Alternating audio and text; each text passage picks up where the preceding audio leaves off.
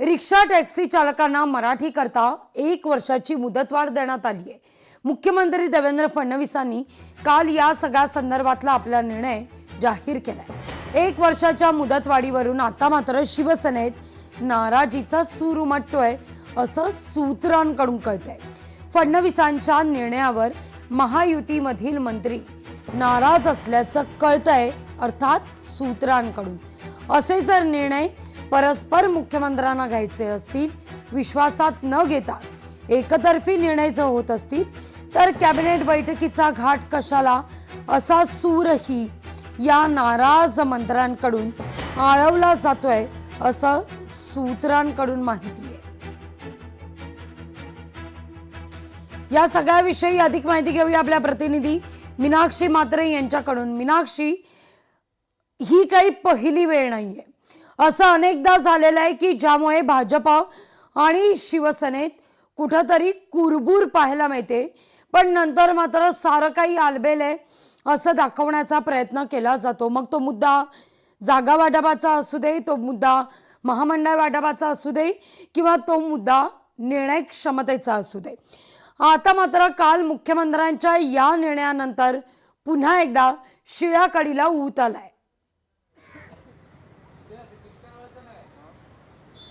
निश्चितच लागवी, कारण आपण पाहतोय की मुख्यमंत्री देवेंद्र फडणवीस यांनी ऑटो टॅक्सी या सगळ्याच चालकांना जे आहे ते मराठी शिकण्यासाठी 1 वर्षाची मुदतवाढ दिलेली आहे। आणि आता हा निर्णय कुठेतरी वादाच्या भोवऱ्यात सापडण्याचा या सगळ्या चित्राच्या माध्यमातून आपल्याला पाहायला मिळतंय। कारण एकीकडे आपण जर पाहिलं तर हा निर्णय परिवहन मंत्री यांच्या कुठेतरी त्यांना विश्वासात घेतलेला नाही आहे, आणि त्याच न विश्वासात घेतल्यामुळे हा संपूर्ण वाद जो आहे तो पुन्हा एकदा उफाळून येण्याची शक्यता आहे। कारण या सगळ्याच निर्णयामुळे शिवसेनेच्या पक्षातील जे मंत्री आहेत ते नाराज असल्याचं बोललं जात आहे।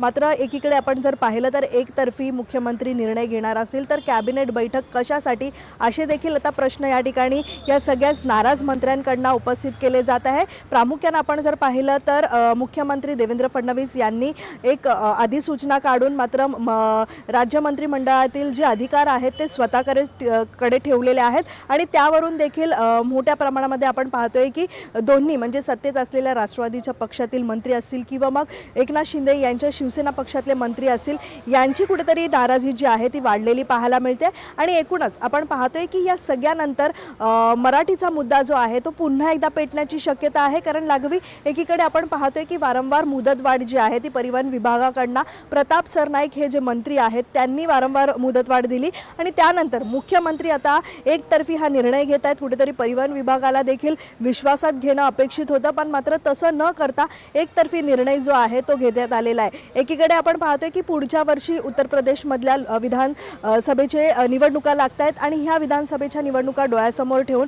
मुख्यमंत्री म्हणजेच महाराष्ट्राचे मुख्यमंत्री देवेंद्र फडणवीस यांनी उत्तर भारतीयांचा जो आहे तो या ठिकाणी त्यांच्या बाजूने निर्णय घेतलेला आहे। पण महाराष्ट्रातले मुख्यमंत्री त्यांच्या बाजूने का निर्णय घेतात असा देखील या ठिकाणी आता सवाल उपस्थित केला जात आहे। त्यामुळे निश्चितच मुख्यमंत्री देवेंद्र फडणवीस नाराज मंत्र्यांची कुठेतरी नाराजगी कशा पद्धतीत दूर करतात याकडे देखील प्रामुख्याने लक्ष राहणारच आहे। पण मराठीचा मुद्दा पुन्हा एकदा गाजणार असल्याची या ठिकाणी शक्यता जी आहे ती देखील वर्तवली जात आहे। लागवी, अगदी मीनाक्षी, धन्यवाद तुम्ही दिलेल्या एकूणच सविस्तर माहिती करता। लोकशाही मराठी ऐका, पहा, जागरूक रहा।